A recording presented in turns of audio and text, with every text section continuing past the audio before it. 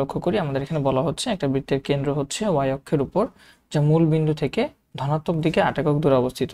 তার মানে আমরা যদি x অক্ষ y অক্ষ আঁকার চেষ্টাও করে দেখি, আমরা বলতে পারবো y অক্ষের উপর যে কোনো বিন্দুর যে দূরত্ব বলা হচ্ছে সেটা হচ্ছে r, সেটা হচ্ছে 8 একক, এবং এক্ষেত্রে থিটা কত, x অক্ষের সাথে থিটা হচ্ছে আমরা জানি 90 ডিগ্রি। তাহলে আমরা সে বৃত্তের যে কেন্দ্র আছে সেই বৃত্তের কেন্দ্র হবে 8, π/2, এটা আমাদের কোনো সন্দেহ নেই।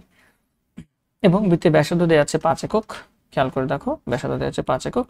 তার মানে আমরা জানি পোলার স্থানাঙ্কে বৃত্তের কেন্দ্র যদি হয় r1, θ1 এবং বৃত্তের ব্যাসার্ধ যদি হয় a, বৃত্তের উপর কোন একটা বিন্দু যদি হয় r, θ, তাহলে ওই বৃত্তের ইকুয়েশন হয় a² = r² r1² - 2r1 cos θ - θ1। So আমরা জাস্ট বৃত্তের সেন্টারও জানি এবং বৃত্তের যে ব্যাসার্ধ সেটাও আমরা জানি 5। তাহলে আমরা জাস্ট এই মানগুলো ইউজ করে আমাদের এই সমীকরণে বসাই দেব। তাহলে 5² আমরা বলতে পারি r² প্লাস r1 এর মান হচ্ছে 8² - 2 r 8 cos θ - θ1। সো থিটা হচ্ছে আমাদের থিটা এবং θ1 হচ্ছে -π/2।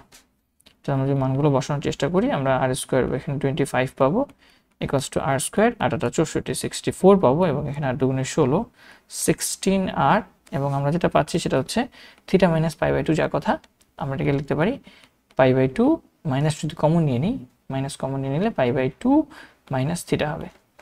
আর π/2 সহগ যেহেতু 1 মানে বেজোড়, তাহলে এটা হয়ে যাবে কসটা হয়ে যাবে সাইন, ফার্স্ট কোয়াড্রেন্ট হওয়ার কারণে পজিটিভই থাকবে। তাহলে আমরা এটাকে লিখতে পারি -16r sin θ।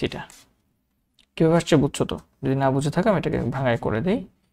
cos, এটাকে লিখতে পারি মাইনাস কমন নিলে π/2 - θ, এবং মাইনাস যদি কমন এখানে বাইরে দেখাই দিই তোমাদের সুবিধা হবে। কজের ভিতরে মাইনাস থাকলে আমরা জানি সেটা প্লাস হয়ে যায়, তাহলে এটা প্লাস হয়ে যাবে। দ্বিতীয়ত π/2 সহগ বেজোড় 1, এটা হয়ে যাবে সাইন, এবং এটা ফার্স্ট কোয়াড্রেন্ট সবাই পজিটিভ। সো আলটিমেটলি আমাদের যেটা থাকতেছে সেটা হচ্ছে r² - 16r sin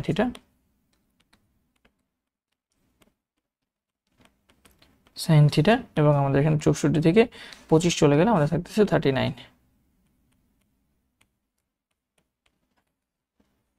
এটাই হচ্ছে আমাদের সেই কাঙ্ক্ষিত ইকুয়েশন। হোপফুলি আমরা এটা বুঝতে পারছি। ধন্যবাদ সবাইকে।